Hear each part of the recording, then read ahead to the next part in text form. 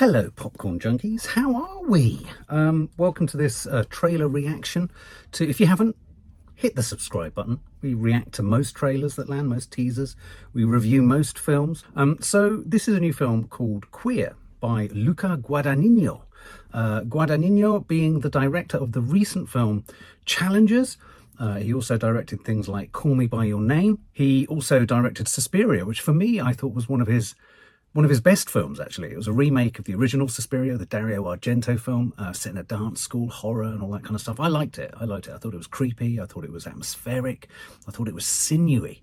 He also did Bones and All, which I actually enjoyed more than I was expecting, which was the kind of road trip romance, Timothy Chalamet, sort of cannibal romance road trip movie, which I thought, again, with Mark Rylance in there too, I thought it was better than I thought it was going to be.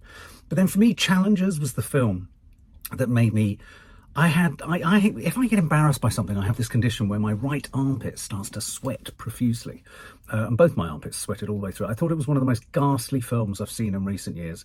I thought all of the plaudits and kind of esoteric sort of art house cinema justification of it, I thought was toe-curlingly inappropriate. It was a crock of shit. It was badly made. Lots of people called it sexy. It was about as sexy as a very wet espadrille dunked in a cup of tea. It had no sex appeal whatsoever in it. And tennis. I mean, whatever you think of tennis, it's not a sexy game. I felt it was a desperate and rather uncool film. I'm sorry. The more I think about Challengers, the more I want to re-review it and mark it even lower. It was a travesty of filmmaking. So despite liking Suspiria and finding Bones and All right, I wasn't a massive lover of Call Me By Your Name, as I say. So I'm not massive on this sort of Luca Guadagnino bandwagon. I don't feel he yet is an auteur. I mean, are you an auteur just because you've made 5 to 6 films? Well, I mean, you have your directorial voice, and I don't feel I'm feeling or have felt a directorial voice throughout his films. I just find them a bit bitty, if I'm brutally honest. So why is this one interesting? This is called Queer. It stars Daniel Craig, and we might begin to get to the bottom of why Daniel Craig's kind of fashion choices have become so much more adventurous in recent months and years. Is it a consequence of this part? He's starring in a film, this is a film adaptation of the book Queer by William S. Burroughs. William Burroughs, he who did The Naked Lunch, the sort of notorious, incredibly kind of nihilistic writer, kind of celebrity, if you like, who was renowned for being a massive drug addict, opium addict, but lived to a ripe old age. David Cronenberg did a film adaptation of The Naked Lunch and what have you. This is set in 1940s Mexico, as the book is. Daniel Craig plays William Lee, who essentially tied up in drugs and sort of flung out of America or legging it away from New Orleans.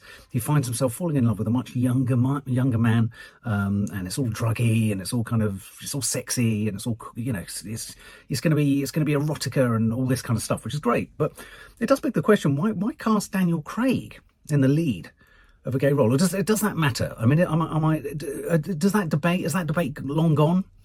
You don't need to be gay, do you, to play a gay character? But do gay actors feel... I'd be interested to know if all gay actors go, yeah, no, that's all right, that's fair enough. All of Us Strangers, that was the last sort of deeply romantic film, and I loved that film. I thought it was a deeply romantic and incredibly complex and layered and thought-provoking and emotional portrait of loneliness and love in the life and in the grief of a gay man. So that's the kind of bar... That's the kind of level that I'm going to be judging this film against. So without further ado, let's check out Queer, starring Daniel Craig. Oh, and opposite him is playing the younger love interest is Drew Starkey, who you might know from The Hate U Give and that film Love, Simon, which I know the girls loved when it came out.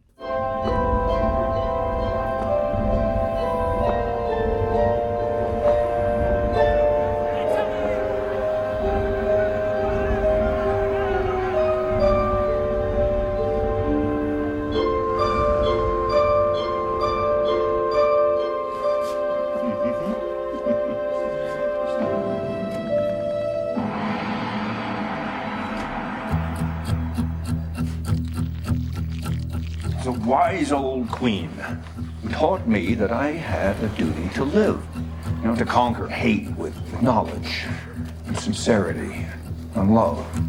The difficulty is to convince someone else he is really part of you. What else should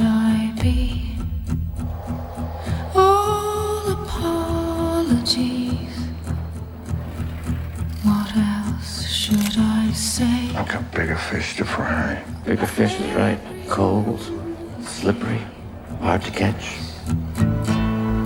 In the sun, What's she got to lose? the sun I feel. Independence.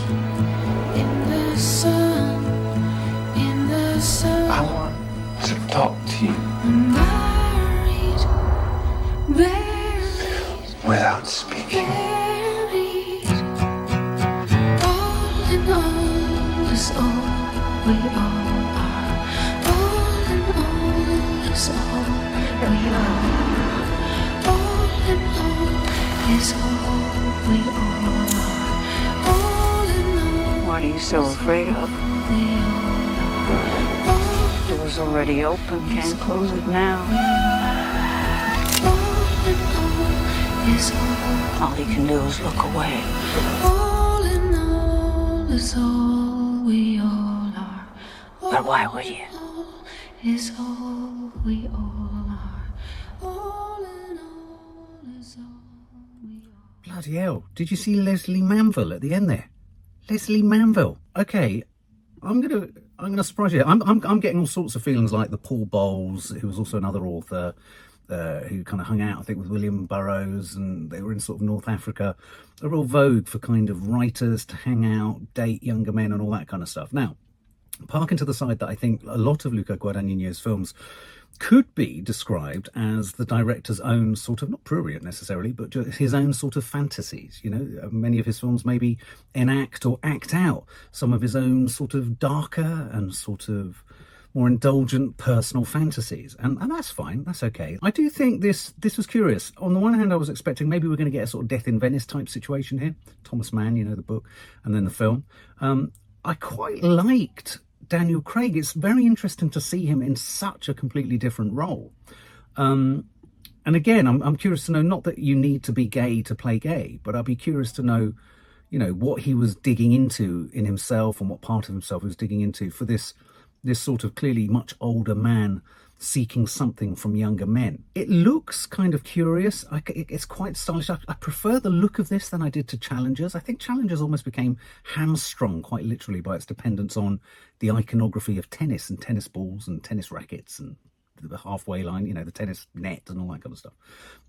There was a lot about this I think I quite liked. I quite liked the sense of atmosphere. I quite liked the feeling of Daniel Craig in there. And also we were sort of tipping into the sort of hallucinogens, the hallucinogenic side of drug taking too.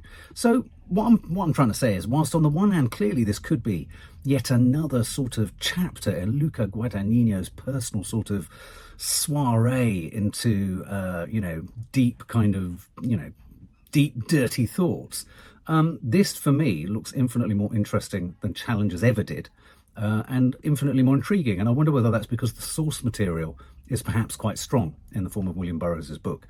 But I have to say, I like the look, I like the edit, I like the trailer. I'm pleasantly surprised, actually. I was going into this thinking I was going to find it, after Challengers, I thought I was going to find it risible.